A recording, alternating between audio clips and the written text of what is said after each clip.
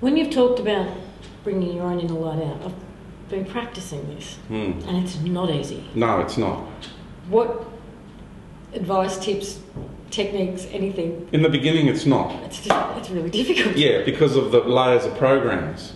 You know, don't forget also you've incarnated into a bloodline which its cells and its DNA has been programmed down through the ages.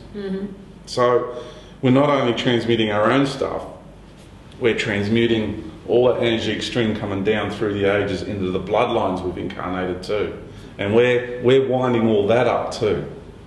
So we're doing a lot of work here. It's not just one-dimensional, you know. People got to realise just exactly how much work we're doing here. And so in the beginning, the technique I used, because I found this block that I had, I tried going in and bringing it out, was hard. It just wasn't happening. And so I visualised myself reaching in. So my hands came here, even though they touched here, I visualised my hands going into my being, and I visualised in here like a little sun, a little mini version of the sun out there, because we've all got that. It's our Christ centre, it's our seed, and you bring the light out from there. Any colour you want. So if you say, I want a colour to protect myself, ask your being that. What is the most appropriate colour I need right now? Because people say, oh, you need the violet flame or the flaming blue sword. Well, no, that might not be appropriate for your construct right now. The way your energetic patterns are coded, you might need pink, or you might need emerald, or you might need, you know, like emerald kundalini. You might need whatever it is for you, because everybody's energetic patterns are coded for their own soul journey at this point in time. So what's good for me might not be good for you. Yeah. So it's important not to be generic about these sort of things. Find out what you need individually and feel into it. Oh, I feel like it's blue today. And what shade of blue? Oh yeah, okay, a light blue. Oh, okay, that's one where for me this colour was good today. So, you know, bring that out, reach in there, start bringing that blue out, surround yourself, fill your body up with it, fill the room up, fill your house up, you know, and say, okay, I'll go into yourself and say, what colour do I need to embrace my family with? What's best for them? So I'm not imposing, you know, and you might get for that person a colour, for that person a different colour. Bring it out and share it, you know, and that's, you know, you're starting integrating yourselves on a deeper level too. It's wonderful. In those moments where we really need some support, is there anybody out there that we can call on? Yeah, what I do, and I've done this in the past, is even after I achieved these knowings, is I call on my family, my true family, and I call on them of the true light, not of the false light. And I say, whoever it is in their soul journey, in their contract, that can come and help me right now, please come. Okay. Because I don't want to put out requests out there for a being that's not appropriate for them to be with me. Because then when they help me, it's not going to be of the highest order. Yep. It's not going to be as full. The energetic patterns of the help won't be as full as they would be as though it's a being that's actually supposed to be helping you. So it's the wording too. It's your intention that you put out.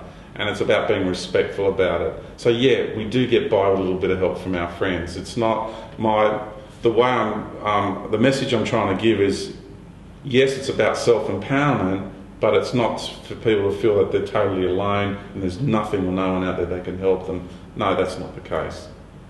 There's plenty of family that can help us out there. But it's about wording it in the right way so you get the right beings that are going to come and help you, not beings with a hidden agenda, or beings that cannot be as effective as these other ones would be. The Council of Light that you are connected to, are they available to anybody who wants to connect with them? Yeah. So all of us can if we want to? Why not? Yeah. How do we go about that? I don't consciously connect with them. I don't, like I said, the words I just gave you in requesting help, I don't specifically say, oh, I want the Council of Light. But that's who showed up? At times they've showed up. At times it's other beings that show up. Okay. On the subject of UFOs, there's a theory out there that has quite a few supporters, which is that UFOs are not spacecraft. whether they're ours, ETs, other dimensional, or whatever, they are demons. Mm-hmm. What's your take on that? Okay, there will be the odd. Oh, what's your definition of a demon? Crikey, here we go. Pandora's box. Yeah. All right.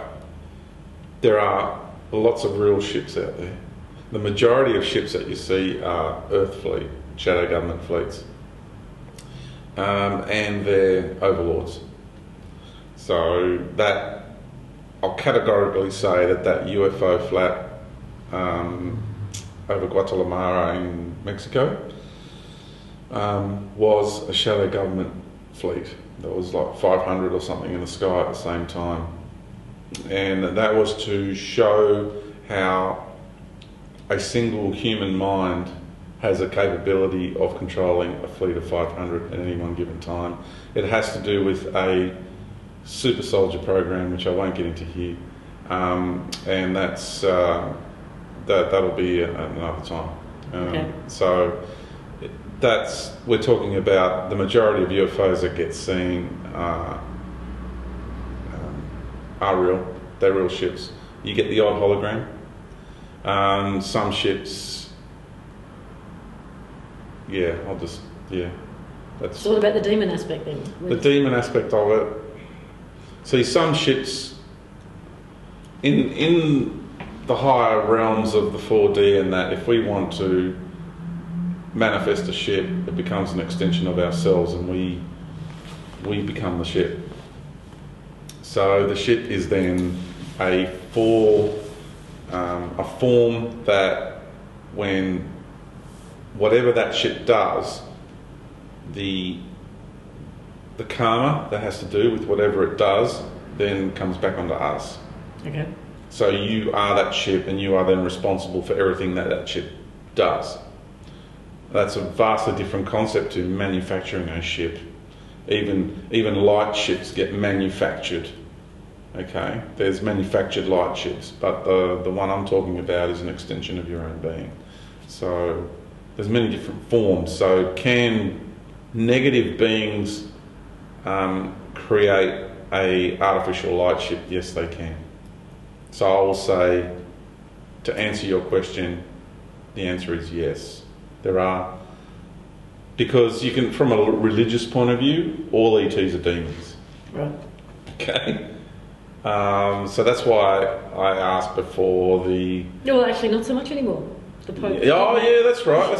Sorry, from some. Yeah, not anymore apparently, because apparently they're all God's creatures now, and they're our brothers and sisters in God's kingdom. So according to the Vatican, yeah. So I would say that the answer is yes. Yeah, there is truth to it. But it's important people just think every ship now is a demon.